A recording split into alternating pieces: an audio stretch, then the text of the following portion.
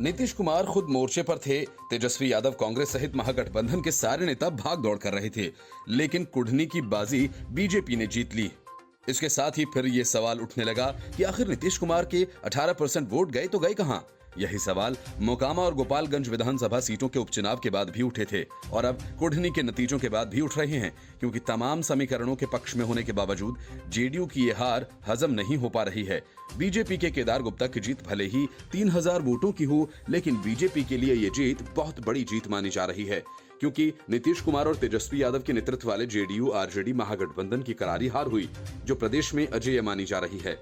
खासतौर पर लोकसभा चुनाव के पहले भाजपा और महागठबंधन के बीच ये उपचुनाव सेमीफाइनल्स के तौर पर भी देखा जा रहा था, लेकिन भाजपा ने अपेक्षाकृत मजबूत माने जा रहे महागठबंधन को 3649 मतों से शिकस्त देकर बिहार की सियासत में नई बहस छेड़ दी है। बीजेपी से अलग होने के बाद बिहार में 3 उपचुनाव हुए और बीजेपी के पक्ष में स्कोर 2-1 का रहा। वह भी अगर मोकामा आनंद सिंह फैक्टर नहीं होता तो स्कोर 3-0 का हो सकता था। अब इसी से सवाल तेजी से किया जा रहा है कि क्या नीतीश कुमार के वोटर एनडीए टूटने के साथ बीजेपी के साथ चले गए, क्योंकि कुढ़नी में कुशवाहा बड़ा फैक्टर है। इसके बावजूद नीतीश कुमार का कुशवाहा उम्मीदवार हार गया। कुढ़नी में बीजेपी के केदार गुप्ता का महागठबंधन के मनोज कुशवाहा को मात देना भाजपा के लिए ये बड़ी जीत मानी जा रही है। यही वजह है कि बीजेपी से नीतीश कुमार की हार के तौर पर प्रचारित कर रही है।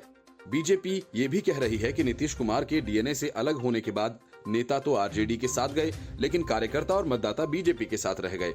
अगर बीजेपी के दावों में हकीकत है तो फिर नीतीश कुमार की पार्टी का खेल पूरी तरह से खत्म हो जाएगा। बिहार के तमाम राजनीतिक दलों ने इस सीट को जीतने के लिए पूरी ताकत झोंक रखी थी। आखिरकार कड़ी टक्कर के बाद बीजेपी ने जीत हासिल कर महागठबंधन बनाने के बाद उपचुनाव में 2-1 की बढ़त बना ली और महागठबंधन के लिए नई चुनौती पेश कर दी। दरअसल कुढ़नी विधानसभा उपचुनाव के परिणाम ने आने वाले समय के लिए राजनीतिक रूप से कई बड़े संकेत दिए हैं, खासकर महागठबंधन के लिए, क्योंकि बीजेपी ने न केवल कुढ़नी सीट जीती बल्कि उसने महागठबंधन के परंपरागत वोट बैंक में तगड़ी सेंध भी लगा दी है। ऐसे में ये माना जा रहा है कि आने वाले वक्त में महागठबंधन की परेशानी बढ़ सकती है। बीजेपी की जीत में सवर्ण वोटर्स और वैश्य वोटर्स की तो बड़ी भूमिका रही ही, दलित और अति पिछड़े वोटर्स ने बीजेपी की जीत में महत्वपूर्ण भूमिका निभाई। इसका खास सियासी पहलू यह है कि यही वो वोट बैंक है जो अभी तक महागठबंधन खासकर जदयू का सबसे बड़ा कोर वोटर माना जाता रहा है। लेकिन गोपालगंज और कुढ़नी उपचुनाव साबित कर चुके हैं कि बीजेपी इसमें भारी सेंध लगाने में सफल रही है। बीजेपी के नेता सम्राट चौधरी कहते हैं कि बीजेपी शुरू से ही सर्व समाज यानी तमाम जातियों को साथ लेकर राजनीति करती रही है। बीजेपी ही वो पार्टी है जो सबको लेकर चलती है। बाकी राजनीतिक दलों ने केवल जाति की राजनीति की है और दलितों और अति पिछड़ों को महज एक वोट बैंक समझा। बिहार की सियासत में दलित और अति पिछड़ा वोटर जिस पार्टी के साथ रहता है, उस पार्टी के इर्द गिर्द राजनीति घूमती रही है। नीतीश कुमार के साथ लंबे समय तक दलित और अति पिछड़े वोटर गोलबंद रहे। इसका परिणाम है कि 17 साल से नीतीश कुमार बिहार की गद्दी पर काबिज हैं, लेकिन कई कारण हैं जिससे दलित वोटर्स नाराज बताए जा रहे हैं। इनमें एक बड़ा कारण शराबबंदी लागू रहना भी माना जा रहा है। कहा जा रहा है कि इसका असर कुढ़नी में खूब दिखा। नगर निकाय चुनाव को लेकर संशय के हालात हैं और अति पिछड़े वोटर्स को अपने पाले में करने के लिए बीजेपी की जबरदस्त मेहनत का नतीजा है। अति पिछड़े वोटर्स का रुझान भी बीजेपी की तरफ दिख रहा है और कुढ़नी में इसका फायदा बीजेपी को मिला। Report news of India. Gujarat में बीजेपी की आंधी चली और पीएम मोदी के करिश्मे की बदौलत बीजेपी ने सारे रिकॉर्ड तोड़ दिए। बीजेपी को कुल 156 सीटें मिली, जो अब तक गुजरात विधानसभा चुनाव के इतिहास में किसी को नहीं मिली थी। पीएम मोदी का करिश्मा इस चुनाव में ऐसा था कि जिस मुस्लिम कांग्रेस उम्मीदवार ने पीएम मोदी की तारीफ की थी, जनता ने उसे भी चुनाव जिता दिया। अहमदाबाद जिले के जमालपुर खड़िया विधानसभा सीट से कांग्रेस के उम्मीदवार इमरान खेड़ावाला ने जीत दर्ज कर ली। इमरान खेड़ावाला वही शख्स हैं जिन्होंने मधुसूदन मिस्त्री के बयान पर अपनी पार्टी का विरोध किया था।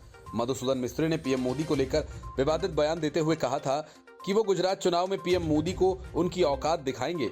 इसके बाद इमरान खेड़ावाला ने प्रधानमंत्री नरेंद्र मोदी को यशस्वी बताते हुए कहा कि उन्हें पीएम पर गर्व है। उन्होंने पीएम मोदी की तारीफ करते हुए कहा था कि वे मेरा गर्व हैं, मैं देश के प्रधानमंत्री के खिलाफ कुछ नहीं बोलूंगा। हालांकि पीएम मोदी की तारीफ करने पर इमरान अपने ही घर में दुश्मन बन गए थे और कांग्रेस की छात्र इकाई एनएसयूआई ने उनके दफ्तर में तोड़फोड़ की थी। लेकिन गुजरात की जनता ने इमरान खेड़ावाला का साथ नहीं छोड़ा और शायद ये मोदी मैजिक का ही करिश्मा था कि बीजेपी की जिस लहर में कांग्रेस गुजरात में अपने सबसे बुरे दौर में पहुंची, महज 17 सीटों पर सिमट गई, वहां भी इमरान खेड़ावाला ने कांग्रेस के टिकट पर जीत दर्ज कर ली। उन्होंने भाजपा के भूषण अशोक भट्ट को 13,658 वोटों से हरा दिया। इमरान खेड़ावाला को 58,235 वोट्स मिले, जबकि बीजेपी कैंडिडेट भूषण अशोक भट्ट को 44,649 वोट मिले। तीसरे नंबर पर एआईएमआईएम के साबिर भाई काबलीवाला रहे और इस सीट पर दबदबा बनाए रखा और काउंटिंग पूरी होने तक बढ़त जारी रखी। जमालपुर खड़िया विधानसभा क्षेत्र के दूसरे चरण में 5 दिसंबर को वोट डाले गए थे। इस बार यहां 8 प्रत्याशी चुनावी मैदान में उतरे थे। इस सीट पर 2017 में भी कांग्रेस ने जीत दर्ज की थी और मोदी की तारीफ के सहारे इस बार भी बाजी मार ली। गौरतलब है कि मोदी भले ही राज्य से दूर हों, लेकिन उनके कार्यकाल को आज भी गुजरात के स्वर्णिम काल के तौर पर देखा जाता है। राज्य के लोगों को ये लगता है कि उनके 3 कार्यकालों के दौरान गुजरात के इंफ्रास्ट्रक्चर में उल्लेखनीय विकास हुआ, कानून व्यवस्था भी अभूतपूर्व रही। मोदी के बाद भाजपा के उनके दूसरे उत्तराधिकारियों से भी वैसा ही करने की उम्मीद लगाई जाती रही है। यही वजह है कि हर मुख्यमंत्री की तुलना मोदी से की जाती है। Bureau report, news of India. Nitish Kumar की लोकप्रियता और जेडीयू के वोट बैंक की पोल तो मोकामा और गोपालगंज उपचुनावों में ही खुल गई थी, लेकिन तब तर्क ये दिया गया कि मैदान में नीतीश कुमार नहीं उतरे।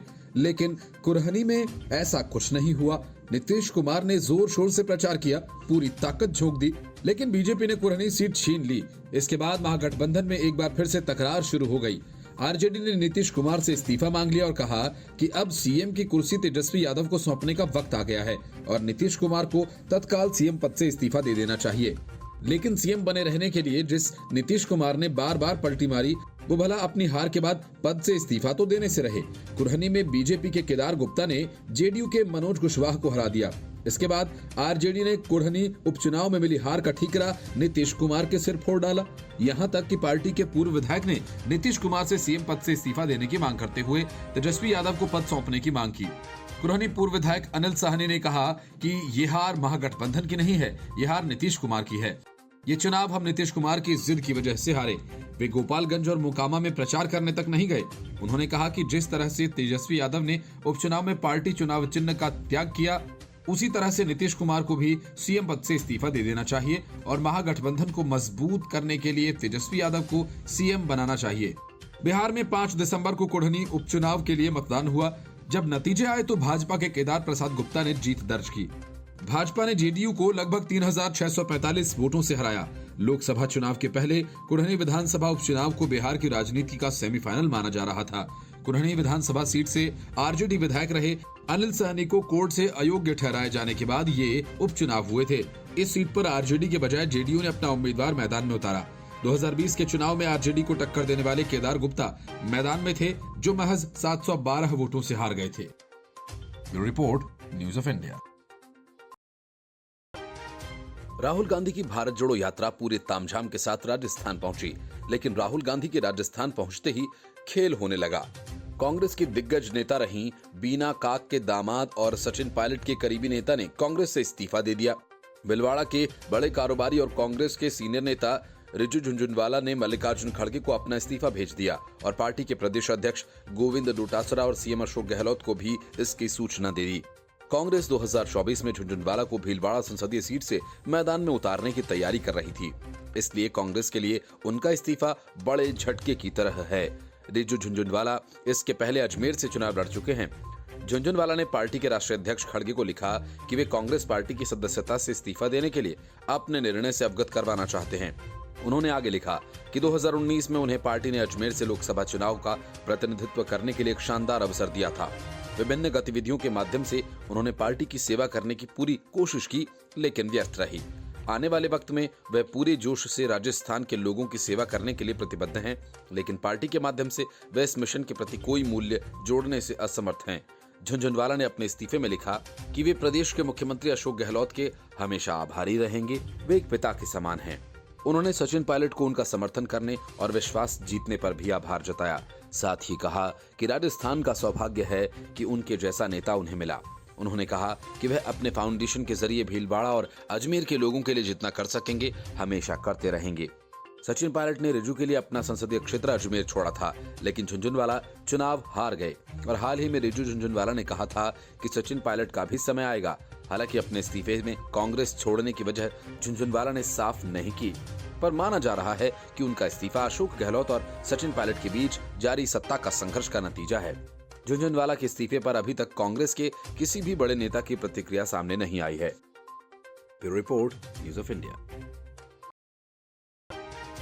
एमसीडी चुनाव आम आदमी पार्टी जब से जीती है, अरविंद केजरीवाल की परेशानी उसी हिसाब से बढ़ गई है।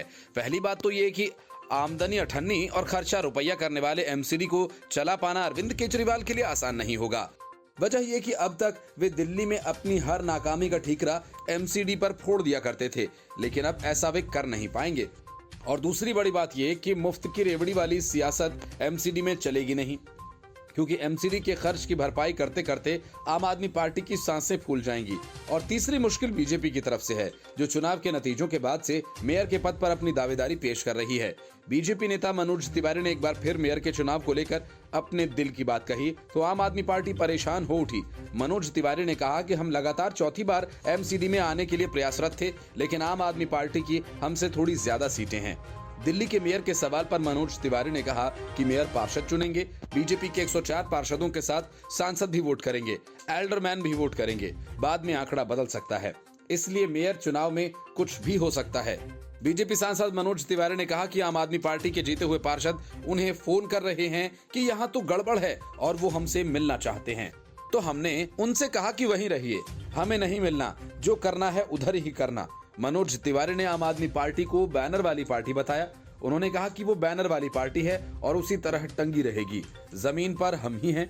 इन सब के बावजूद हम समझते हैं दिल्ली के भविष्य के बारे में हमें भी चिंता है। आम आदमी पार्टी को लेकर मनोज तिवारी ने कहा कि वो 2025 में नहीं कह पाएंगे कि एमसीडी ने ये काम नहीं किया। अब आपके पास एमसीडी और सरकार दोनों है। साल 2025 में हम उनसे दिल्ली और एमसीडी दोनों का हिसाब मांगेंगे। वहीं जब मनोज तिवारी से पूछा गया कि आपके लोकसभा क्षेत्र से आम आदमी पार्टी ने ज्यादा सीटें जीती, तो उन्होंने कहा कि हमारे लोकसभा में बीजेपी ने 21, आम आदमी पार्टी ने 15 और कांग्रेस ने 4 सीटें जीती हैं। इस दौरान कांग्रेस पर तंज कसते हुए मनोज तिवारी ने कहा कि उसे बस 4 की ही जरूरत है। 7 दिसंबर को आए एमसीडी चुनाव के नतीजों में आम आदमी पार्टी को बहुमत मिला है। आम आदमी पार्टी को 134 सीटें जबकि बीजेपी को 104 सीटें हासिल हुई। कांग्रेस के खाते में 9 सीटें आई हैं। 1% से भी कम वोटों के अंतर से कांग्रेस को हिमाचल प्रदेश में बहुमत तो हासिल हो गया, लेकिन कुर्सी के संघर्ष ने उसके माथे पर पसीना ला दिया। प्रतिभा सिंह, सुखविंदर सुक्खू के समर्थक आमने सामने हैं। दोनों गुट सीएम की कुर्सी पर अपनी अपनी दावेदारी जता रहे हैं। प्रतिभा सिंह और सुखविंदर सिंह सुक्खू गुट के विधायक अलग अलग बैठक कर रहे हैं। प्रतिभा सिंह के साथ 15 विधायक हैं, तो सुक्खू का दावा 21 विधायकों के समर्थन का है। इन दोनों नेताओं के बीच सीएम की कुर्सी फंसी हुई है। सीएम पद को लेकर कांग्रेस में मंथन चल रहा है। इसे लेकर शिमला के होटल में प्रतिभा सिंह, भूपेंद्र सिंह हुड्डा, छत्तीसगढ़ के सीएम भूपेश बघेल और हिमाचल के प्रभारी राजीव शुक्ला के बीच बैठक हुई। इस बीच शक्ति प्रदर्शन के लिए प्रतिभा सिंह के समर्थक होटल के बाहर इकट्ठा हुए। इतना ही नहीं, प्रतिभा सिंह के समर्थकों ने उनके समर्थन में नारेबाजी भी की। समर्थकों ने प्रतिभा सिंह को सीएम बनाने की मांग की है और इसी वजह से कांग्रेस विधायक दल की बैठक में देरी हो रही है। इस बैठक में विधायक दल का नेता चुना जाना है। होटल में बातचीत के बाद कांग्रेस की प्रदेश अध्यक्ष प्रतिभा सिंह बाहर निकली। उसके बाद सभी केंद्रीय पर्यवेक्षक राजभवन पहुंचे। यहां केंद्रीय पर्यवेक्षकों ने हिमाचल प्रदेश के राज्यपाल राजेंद्र विश्वनाथ हर्लेकर से मुलाकात की और उनको एक पत्र सौंपा। सूत्रों का कहना है कि कांग्रेस केंद्रीय पर्यवेक्षकों ने राज्यपाल को जो पत्र सौंपा है उसमें कांग्रेस विधायकों की सूची है।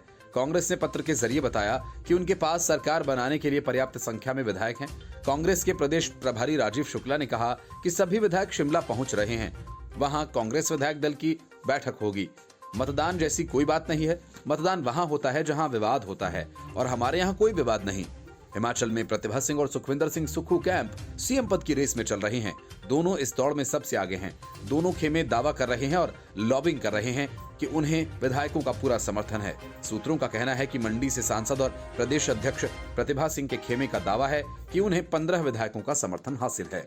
चुनाव अभियान समिति के अध्यक्ष सुखविंदर सिंह सुक्खू कैंप ने 21 विधायकों की समर्थन का दावा किया, जबकि 4 विधायक तटस्थ हैं। इससे पहले गुरुवार शाम को प्रतिभा सिंह ने कहा था कि विधायक अपना नेता चुनेंगे और अपनी राय पार्टी आलाकमान को बताएंगे। मैं ये नहीं कह रही कि मैं मुख्यमंत्री पद की दौड़ में हूं, लेकिन ये चुनाव वीरभद्र सिंह के नाम पर जीता गया। क्या आप उनके परिवार की विरासत को नजरअंदाज कर सकते हैं? हिमाचल प्रदेश के विधानसभा चुनाव में कांग्रेस ने 68 में से 40 सीटों पर स्पष्ट बहुमत हासिल किया है। ऐसे में अब कांग्रेस में सीएम के नाम को लेकर चर्चा तेज हो गई है। इस सिलसिले में शिमला कांग्रेस दफ्तर में विधायक दल की बैठक होनी है। वीरभद्र सिंह 6 बार हिमाचल प्रदेश के मुख्यमंत्री रह चुके हैं। उनकी पत्नी प्रतिभा सिंह साल 1998 में सक्रिय राजनीति में आई थी। उन्होंने मंडी संसदीय क्षेत्र से पहला चुनाव लड़ा था। इसमें बीजेपी के महेश्वर सिंह ने उन्हें करीब 1.25 लाख मतों से हराया था। इसके बाद साल 2004 के लोकसभा चुनाव में दूसरी बार प्रतिभा ने किस्मत आजमाई। इसमें महेश्वर सिंह से उन्होंने पुरानी हार का बदला लिया और संसद पहुंची। वहीं साल 2012 में प्रदेश का मुख्यमंत्री बनने के बाद वीरभद्र सिंह ने लोकसभा से त्याग पत्र दे दिया। इसके बाद 2013 में उपचुनाव हुआ। इसमें प्रतिभा सिंह सियासी रण में उतरी और इस चुनाव में उन्होंने जयराम ठाकुर को भारी मतों से हराया था।